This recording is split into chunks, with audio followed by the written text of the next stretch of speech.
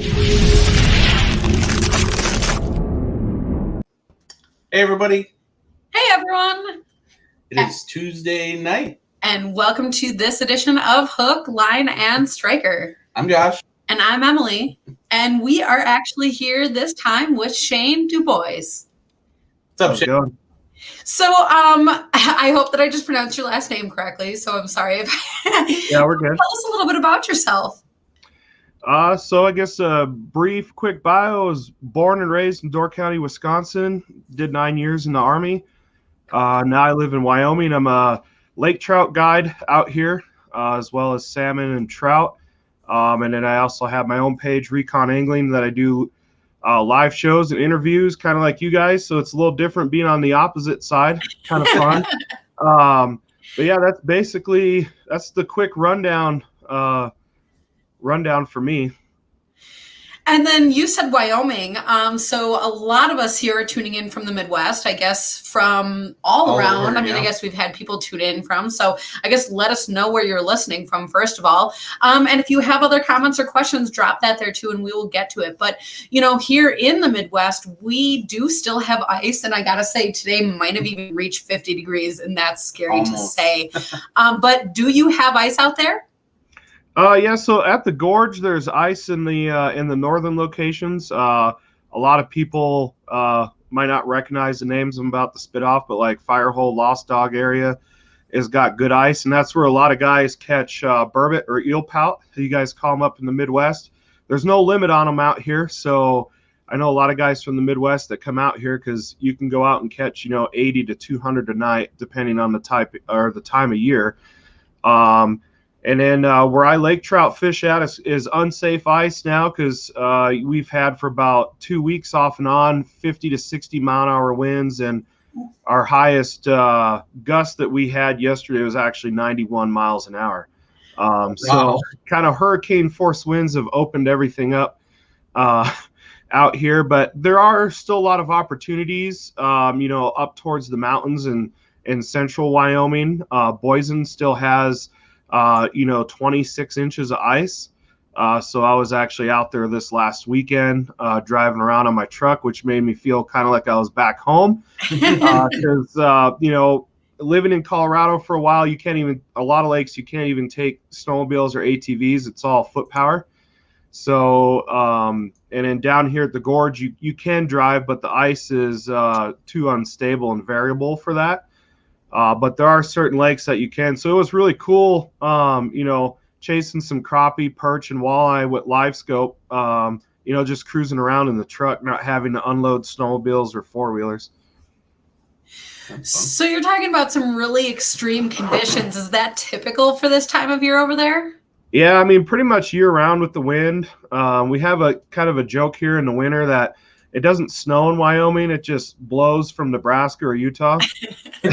So it's, the wind here is pretty crazy. I did about a week of guided trips this year where I think, the lowest wind we had was 25, 30 miles an hour sustained.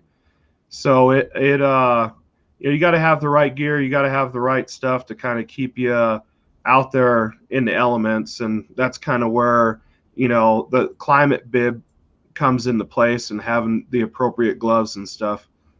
So I think that's a really great point, and let's stop and talk about that because the Climate Series bibs is really, truly made for that extreme condition. And I think a lot of times people will throw it on and go out and expect to sit in a hard house, and that, quite frankly, might not suit you best because that climate is meant for that extreme condition. So tell us a little bit about that Climate Series bibs if you can, or jacket, whatever you use. Yeah, so I have the bibs for right now, and it's I like the idea that it's a standalone product for flotation by itself. You don't need the jacket. So that's a huge bonus.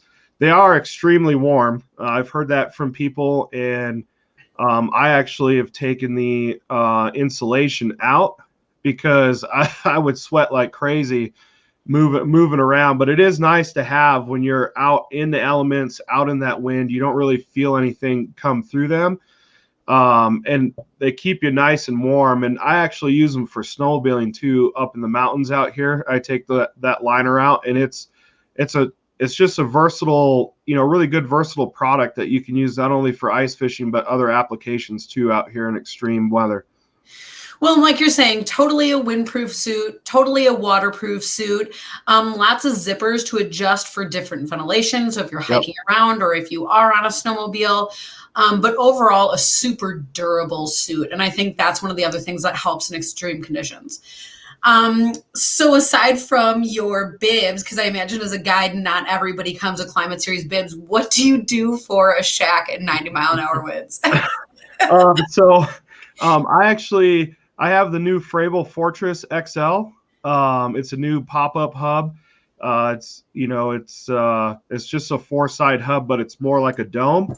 And then I just get some, I beef up the rope that comes with it. So I went to Ace and bought some color matching rope and just stake that sucker down. And I was really impressed with how well it held up in those winds.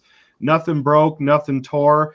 I had some clients earlier in the year that had the old school clam, the double hut. And that sucker, it was so windy, it actually ripped where the stakes tie in, it ripped all that off. And so I go outside and I see this hut just kind of lift up like this. And, my 2 clients are sitting in there. It was their hut. And then it goes, and one dude jumped on top of it. And it was so windy, and there wasn't really a whole lot of snow on the ice. He just kind of just started scooting along, going away. So we had to go track him down. But yeah, I mean, having that rope and just having, that quality of material, especially on those tie downs where you screw your shack down. I know growing up in the Midwest, you'd have windy days, but you could get away putting a pop-up up without having to stake it in. You can't do that out here because it literally, it's like someone turns a light switch on and it'll go from dead calm to 40-mile-an-hour winds out here. Ooh. That is pretty crazy. So not every day is like that though. And like you're saying, that part of the season has ended because you can't even get to that ice. So you were also talking about, using live scope for crappie, and did you say perch and burbot? Yeah, that's up at Boise. I use it a lot for lake trout too. And, most of the guys in the Midwest, you see the videos and stuff online, fishing for crappie and stuff. So I've been watching that to kind of utilize that, because for me, that's not normal fishing out here. I'm used to fishing 80, 90, maybe 100 feet of water for lake trout. And the applications for using live scope are a little bit different when you're fishing that deep. So it took me a little bit this weekend to get used to the size of the fish, because what would be a big fish in 80 feet is definitely not a big fish in 20 feet. So I got all excited. I'm like, oh man, that's got to be a big perch. And then I brought it up and that sucker was about that big. That's so funny. But yeah, it's a really great tool, especially, for finding crappie and perch and stuff. Just being able to put it in forward mode and scan to find that structure where the riverbank kind of comes up or where that underwater cliff drops off. So you drill less holes and spend more time fishing. Well, and those are really great tips coming into late ice here. Mm-hmm. And I hear that you know a little bit about tackle. So as you are targeting these different fish, what is it that you're using? What are your go-to baits? Yeah, so one of the biggest ones, and it's something that I have a little stake into, so I don't want to sound too prejudiced, but we just came out with these the Dynamic Lures Micro Attack. So it's a little basically inch-long paddle tail, really crazy action. It's soft plastic, so you really get that action on the tail, which for crappie or perch or even bass is really good. That tail action really gets those fish fired up. And out here for trout fishing, that's kind of a key factor too. And I use a lot of tungsten jig heads with and a beaver tail works great too. I stumbled into that about 2 years ago, but yeah, just putting a strip of beaver tail on there or having these micro attacks with just putting some minnow scent and stuff on kind of works well for me.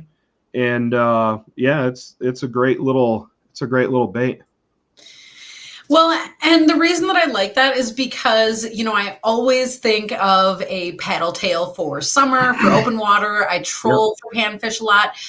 But I honestly often forget to use that in ice season. But sometimes the action of that really does make a huge difference and really does draw that bite. Mm-hmm. Yeah, I think, a lot of us, when we go to ice fishing, we tend to downsize without really thinking because it's ice fishing. We're using smaller rods. We get into that mindset that we need to downsize and change everything from summer, which, for some fish species and different times of year is possible because their metabolism slows down. But I'll just kind of show you the variance of what I go for crappie fishing and then what I use for lake trout fishing. So you can see my hand right next to this bait, and then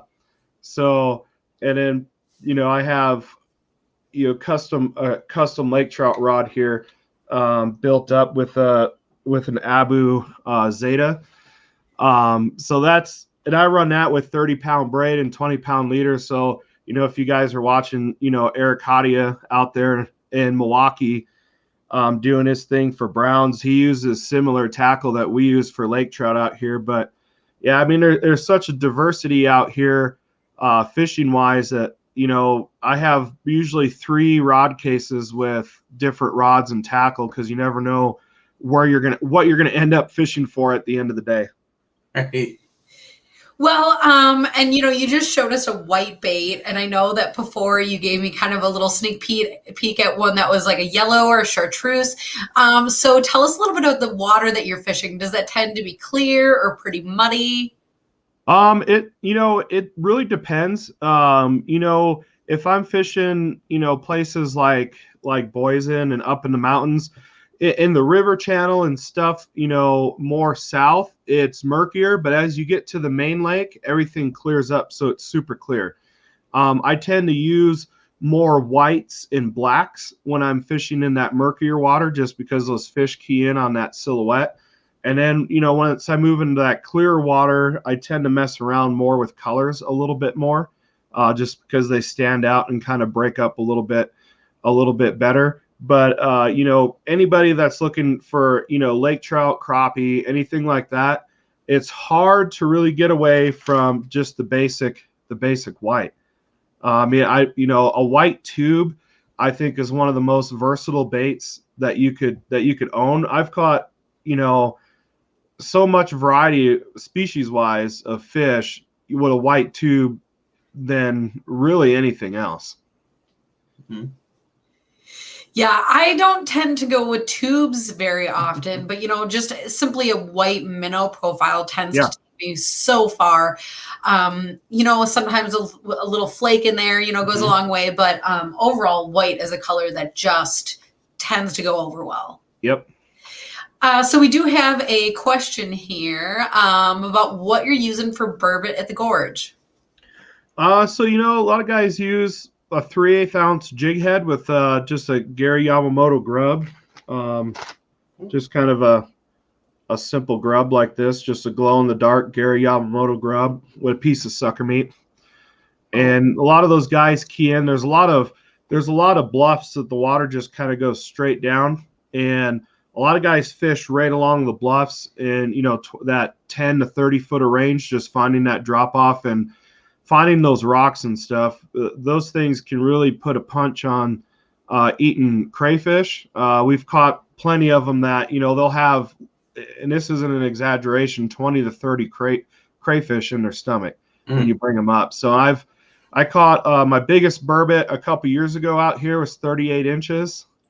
And I didn't weigh it. I'm guessing probably 14, 15 pounds, but it had a 16-inch salmon hanging out of its mouth when I brought it up, and it ate a tube about that big. So, I mean, they eat, and I've caught plenty of them, with trout tails, that 12 to 13-inch trout tails hanging out of their mouth. So they really know how to. They're a really cool predator once you get to know kind of what they do, and they're up there with lake trout, northern, and stuff like that, predator wise. Well, they are absolutely a predator. So that's, a really great thing going into fishing them to, keep in mind. But I guess one of the things that I'm wondering, I'm down in Wisconsin, Lake Winnebago, and, you pretty much only hear about the burbot for either a lucky catch randomly throughout the year or because it's the really short spawning season. So when you're talking about targeting these fish, is this something that's happening all ice season or just because something like a spawn is happening? Yeah, so it usually happens all ice season. Growing up in Wisconsin, if I remember correctly, they spawn January, February. Yeah, depends on who you talk to. Yeah, around January through about mid-February normally. And so out here, we find that a lot of these fish start doing that in October, November. So we go out on the boat up in the northern end of the gorge, and that's really where you get the nights of 150, 200 a night. And it's really weird watching them on the graph because most fish kind of come in as lines or schools, and these burbot will come in kind of like balls that just kind of do this on the bottom. It's really weird. It's really weird how they move. But yeah, that bite extends through most of the winter out here. There's guys that go catch them year round out here. And like I said, there's no limit. They have a big tournament up here called the Burbot Bash, which happened about 2 weeks ago. And so, usually the winning team usually has 300 or 400 burbot that they catch and weigh in a 2-day span. So that's crazy. Yeah. And this year it was down considerably, but that has a lot to do with, only about a quarter of the lake froze up this year. So, a lot less opportunity, and those fish were getting a lot more pressure throughout the year. But yeah, there's guys that fish burbot year round out here, and they're, as you guys know, they're amazing to eat. Yeah. Yeah. Yeah, absolutely. I'm really stuck back at the number of burbot that because the number of times I've gone out and hoped for one or two. Well, I just remember growing up, we would kind of be bad as kids and leave a line overnight, which is illegal, but we were 10, 12 years old. And when mom and dad weren't looking, we'd sneak a line down there and let it overnight so we could come back in the morning and see if we'd get a burbot. but that's like the only time we really ever caught them. But it's kind of fun memories looking back on stuff like that. Well, and as far as targeting them now, you didn't seem to be all that deep, and you were talking about how they look funny on the graph. I also see behind you, so I don't mean to peek, but you have an aqua view. Do you ever use your aqua view for targeting the burbot? I personally don't. I have a buddy that does quite a bit, and it's pretty cool watching them come in, just the way they kind of just work the bottom and snake around, always, constantly rooting. And just to kind of give you an idea of how great of a predator they are doing that. We've caught some, and I got this little micro SD card here, but we've caught some with crawfish that are a little bit smaller than that in their stomach. So, for them to be able to do that, and watch that on the AquaView and see him kind of scoot around down there. I've seen some of his videos that he's done. It's kind of cool to watch them just kind of work the bottom. Well, and I have to admit, I've only seen a video or two because, they are kind of an elusive critter. I don't know what to call it that, but they do move in a very strange way. And at least when they're spawning in Winnebago, they tend to even bite, like you're saying, in a predatory manner. Yeah. It's not even always just to be hungry. So some really crazy things. As far as looking into our comments section here, there's some people talking about a shout out for tubes. You were talking about that, white and pink for trout all day in Colorado. But also a question, what's the biggest tube that you'd throw for Lakers? Oh man, I wish I would have brought it in from my truck, but I got a 12-inch tube that I use out here. But it's not uncommon to use, 8 to 10-inch tubes out here, especially in the summer. And you'd be surprised, you don't really catch, when I use bigger tubes, I don't usually catch bigger fish. I'll catch a lot of 20 to 25-inch lake trout on a 10-inch tube, which is kind of crazy. And then the first reaction is when you have a big tube on, it's like, oh man, now I got to run a hook all the way to the end. But with those fish, 9 out of 10 times when they come and bite, and I don't know if you'll even be able to see this on here, but most of the time they're going to bite kind of on the head. So you can see the different kind of bite marks down there. This is I use a double-sided jig head on these just for that reason, that these fish will come in and eat it head first and suck it in. So this kind of helps you, set the hook more towards the front of the mouth and not, back towards the gills when they bite it in the head. Very cool. So I know that there are people who are watching this, and certainly you, that are experts or at least know more than I do. But there's a lot of people out there who are beginners and even totally at the first step. So what would you suggest for somebody who is just starting to get into targeting a big fish like that?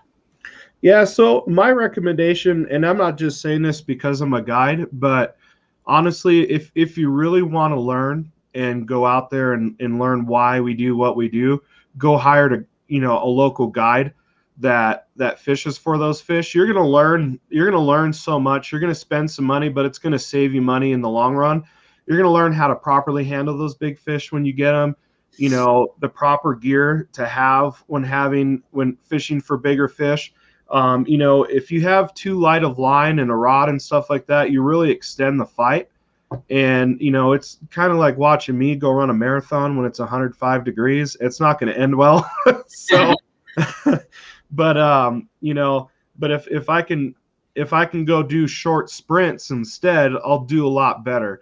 And so I use that analogy quite a bit, just for guys out there to have the right tackle, know how to fight these fish. And when you get them up the hole, how to properly bring them up. You're not putting your hand underneath their gill plate to pull them out of the hole. You're trying to either tail grab them or grab them by the mouth and then just kind of lip them and slide them on the ice. And then also making sure that you have a mat or something down there so that fish's skin isn't touching the ice.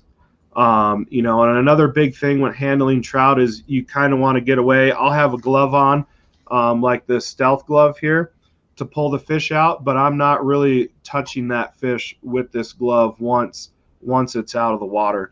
A lot of times with those big fish, if you get your hands in their gills, it happens sometimes, but you got to be careful because we have a lot of bacteria and stuff and oils on our hands that aren't friendly to the fish.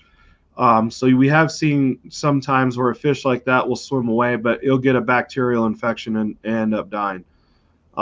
So that would be my biggest recommendation for big fish. Now, if they just want to go out there and catch Lakers and stuff, I always look for, humps and stuff off of a river channel, something that drops off deep, and then you fish basically on the top of the hump. So if you have a underwater point like this, I try to fish kind of out towards the end or the edges of it.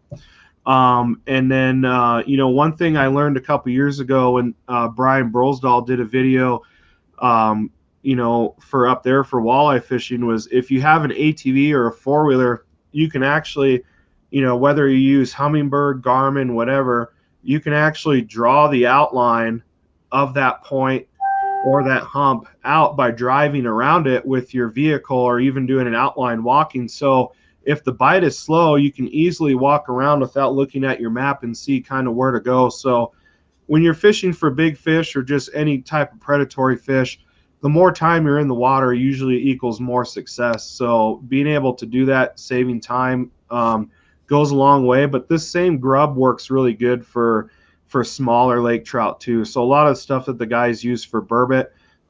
We have bigger versions of these. We have a trout attack, which is 1 inch longer, and then we have a sneak attack, which is a 3 inch. So any type of paddle tail grub like that with that tail action, just kind of working that bait away from those fish really, triggers that predatory response from the grab it. And then that's a pretty aggressive jig there, right? Yeah. So what I like to do is I will fish. I'll have one bait on the bottom, and then usually 10 or 15 feet up, I'll have another bait just kind of sitting there. Or if I have a lipless crankbait, I'll rip that pretty hard until a fish comes in, and then I'm just kind of doing a little wiggle here, and then I'll start reeling about this speed away from them, and you'll watch them just shoot up. And it's like playing a video game, when that mark on your flasher or your 2D when it overtakes your bait, a lot of the times I set the hook. I don't wait to feel that bite because that fish is coming up. And that's something that I've learned using the AquaView and fishing super clear water. You'll watch these fish come up. It almost looks like Jaws when they come up, and that bait is down in the mouth, but you don't feel anything until they turn, left and right. So I've just kind of, through years of experience, once you see that overtake, you kind of set the hook. But if you haven't tried lake trout fishing, I'd recommend it if you want to get addicted to something fun and spend even more money fishing. But yeah, it's a lot of fun. I mean, there's a lot of opportunities out in the Midwest, on Lake Michigan and Lake Superior and stuff that guys are starting to take more advantage of fishing for lake trout and stuff. And it's really cool to see, because growing up there, we're like, oh, there's a greaser, there's a lake trout, we're not really targeting them. And then out here, there's guys that spend, thousands of dollars on lake trout tackle and are really into it. So it's kind of cool to see the differences. Yeah, I mean, that happens all over. And some of this stuff, actually, we could probably translate down into big green, too, when that freezes. Yep. Good. Not necessarily 40-pound lake trout, but, they'll eat similar things and live in similar situations. So. Yep. Yeah, and that's definitely something that I would like to try, but I'm going to have to look for a guide down there because Right. I don't know. Mostly just because we don't have the equipment. Yeah. And that's, and that's kind of what I touched on earlier is, having the right equipment. And, some people don't want to spend the money for a guide, but there's a lot of times when I travel, I'll hire a guide just because it's nice to go out there and not have to do anything and just, be guided on fish. And it really does give you a jump start if you're fishing a new body of water that you're uncomfortable with and you're only spending a day or two there. Well, in either way, you almost always learn something when you're out with a guide. Yep. And so that in itself makes it worth it. So that's an awesome thing. Yep. Before we move on too far, the other thing that I really want to point out, because I think that it's a great point that you made, and I just don't want to skim over it so fast. You were talking about, if well, and you said that you got this from Brian Brosdahl, so thank you to him as well. If you know the structure or the bottom contours of the spot that you're at, and you can trace it out in the snow, not only is that great for you as an angler to be able to visualize that, but especially this year, we're hearing about all the new people on the ice. And so if you have a friend out, if you are taking out somebody who's never been out there, for them to kind of be able to see what you're talking about as far as what you're targeting, as far as what you're fishing. And even the opposite of that, if you go to a totally new body of water and you know nothing about it, you have to plop down and you have to just find your depth as you go along. If you have a way that you can kind of begin to mark that for yourself, those are the things that are going to help you to be a more successful angler, kind of no matter what you're fishing for. Mm-hmm. Yeah, that's a great point. Oftentimes, one thing I learned in the military was attention to detail, and that's really transitioned a lot into my fishing, is just paying attention to the little things, the little quirks and stuff that you don't even realize you're doing. And it just kind of helps you evolve as a fisherman. And, that's just a little quick tip that can help you out. I mean, that's a good thing. One of the few good things COVID has done is really kind of revitalize the outdoors for a lot of Americans, which is, it's kind of a double-edged sword in itself, right? You have more people out there, more pressure. They may not know kind of how to properly handle fish or even what to do, but that's why we have shows like this and, people out there getting the word out and just kind of educating people about what to do instead of, bullying them. And, you guys know how stuff gets online, but there's a better way to kind of, approach that and to help somebody out. Right. Yeah, that's absolutely. And hopefully that's what we're doing here, bringing a little bit of information where possible and doing exactly. With that being said, we do have another question. So come ice out, we all hate to talk about that, but it will come. Do you still find yourself throwing tubes or flatfish or spoons? Well, Scott lives in Colorado. I know he tunes into my show from time to time.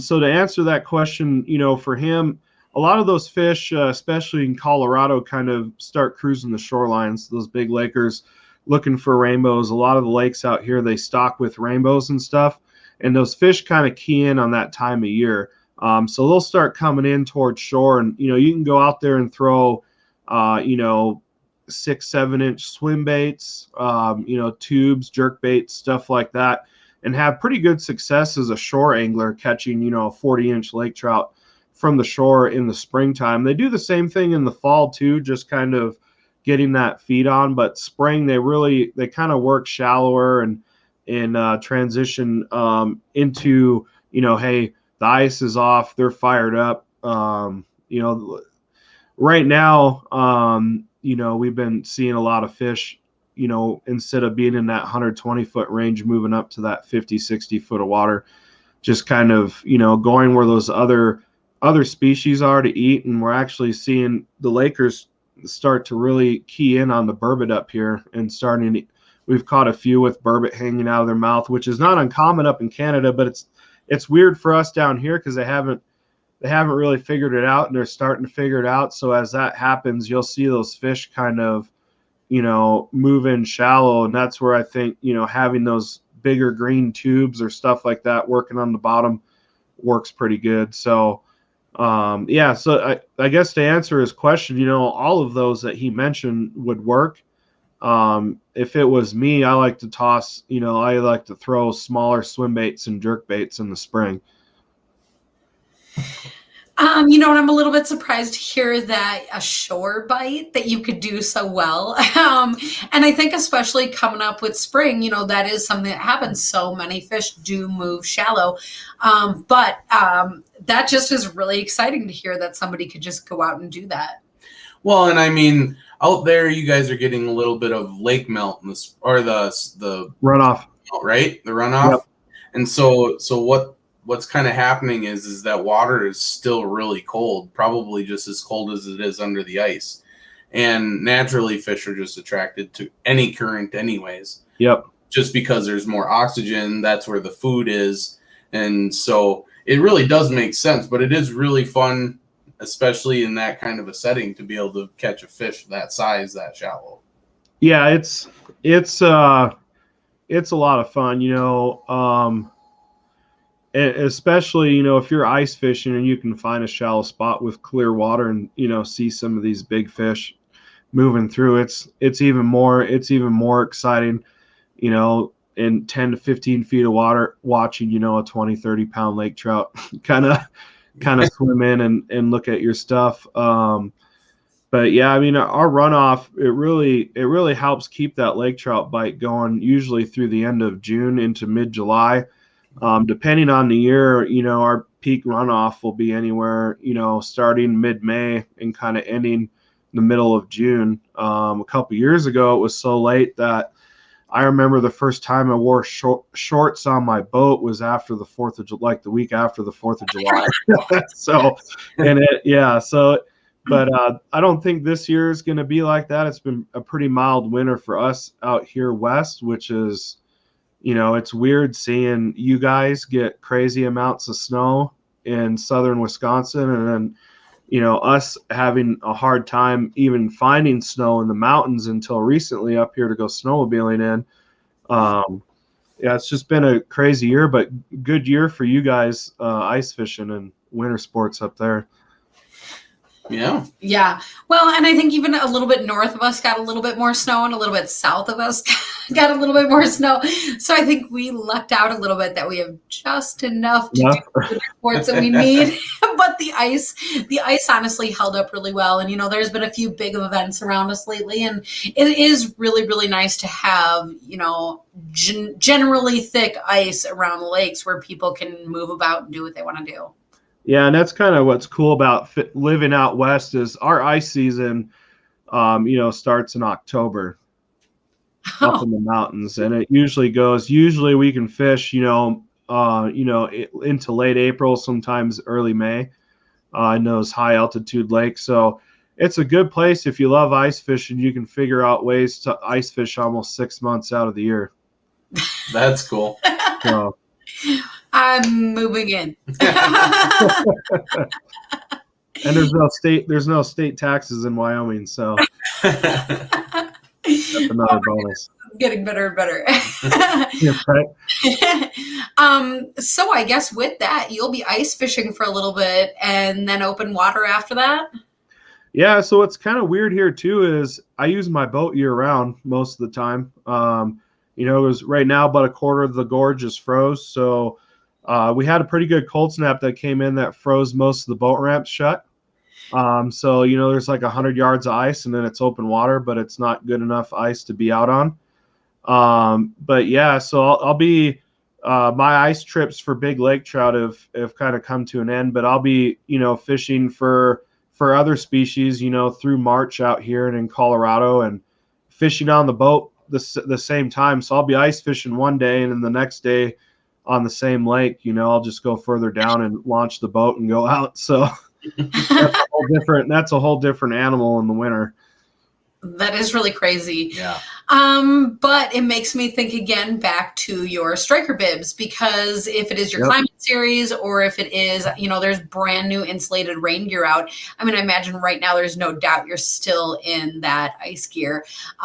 But to have something super waterproof that you can go from your ice to your boat, I mean, it doesn't get better than that. No, and it's also something, that if something were to happen that you got ejected from your boat, it's not something that's going to bog you down. It's going to help you stay afloat too. So yeah, that's a little extra added reassurance when the water temperature is 36 degrees. Yeah. Well, and certainly in a boat, they do still recommend to have a life jacket because I don't believe that the bibs are approved as a replacement for a life jacket. Like you're saying, they are that flotation capability. And so certainly that is better off than not. Yeah. I mean, obviously, wear your life jacket. I was just kind of getting into. It's just another aid to help you, in a survival situation. Absolutely. That's awesome. So I'm really looking forward to, our boating season coming up. But one of the things that I'm always a little bit nervous about is getting out too early and having the ramps ice up. So as somebody who is taking their boat out midwinter, do you have any tips for using frozen ramps? Yeah. So, for all you guys out there that are launching boats in the winter, when you go to pull your trailer out, just pull it out a little bit so that your bunks are kind of out of the water, but you're still at the bottom of the ramp, and just sit there for, give it at least 30 seconds and let that water kind of drain off before you drive up. You'll see that streak going up the ramp is a lot shorter, and, you won't get that bottom 20 feet of the ramp all iced up. Carry, cat litter in your, kind of like just winter driving, carry cat litter or, some salt. A couple of my buddies and I, we have chains for our trucks that we put on, so that way it reduces that. And then, the same thing, I'll wear my cleats on my boots when I'm walking down there. We have had instances out here where guys have slipped and fallen by themselves, and guys have died just because they slide into the water from the ramp. And so it's, we kind of key in on being safe when we're out on the water, but it's really important this time of year to just kind of be smart when you're launching the boat, and that way you're respectful for others and reducing that hazard, at the ramp. Well, and certainly all of that can apply to our early boat season. Walleyes come up, there's still ice on the lakes, but that river opens up and people are dying to get in for those walleye. And it can be a lot of fun, but like you're saying, to be safe in that process is what allows it to be fun. Yeah, and I've seen a video of some guys up there in the Fox River kind of cutting away big chunks of ice today, trying to get the ramps open up there. So they're itching to go up there already. Well, and that's crazy to hear, because I just fished the De Pere Dam like a week ago or so. But that's the thing, is conditions change so fast. To be aware of that is super key. Yeah, and that brings up another important, early and late ice, and even with the crazy year that we've had this year, I always carry a spud bar, with me, and as you get later in the year, you definitely want to do that, because you're gonna get soft spots, that it might be safe ice. I've had it be safe ice in the morning, and then by 11, 12 o'clock, you get that noon, that ice is no longer safe where it was when you walked out in the morning. So just kind of keeping an eye on that. And, you know, obviously the wind, you guys probably saw those anglers that got stuck out in Door County on the bay. But yeah, just, you know, just going back and being smart and being safe. You know, it's fishing's great, but you don't need to, you know, risk your life for a fish. Yeah, absolutely. You know, so for people who, you know, might think of a question later or might want to follow your adventures, how can they do that? Yeah, so the easiest place is just to find me on my Facebook page, Recon Angling. So that's the easiest way to get a hold of me. I try to do live shows a couple times a month, and I usually post up, but I'll do giveaways and stuff. So that's the easiest way. If they have questions or something, they can shoot me a message, and we'll get back to them. You know, it's kind of as soon as possible. When I'm out fishing up here, I don't really have a whole lot of cell service, unfortunately, but it makes, you know, getting back home interesting. You know, watching all those notifications go go off is like a second job. So. Awesome. Well, and for people at home, definitely to check out the guide service, check out the different dynamic tackle gear that you have out. And I imagine all of that is on the Recon page that you just mentioned. So that's a really great thing to check out. Yeah. And if you guys want, if, you know, anybody watching wants, you know, goes on there and wants to buy something from Dynamic, if they enter code Recon, RECON, 2019, they'll get 15% off their order. So awesome. nice little discount code for them there, and we definitely appreciate it. Cool. Awesome. Cool. Well, and we appreciate you being on, and hopefully one of these times we can get with you on the ice. Yeah. Sounds like a plan. Thanks, guys. Yeah, and to everyone at home, thanks for joining us on this episode of Hook, Line, and Striker.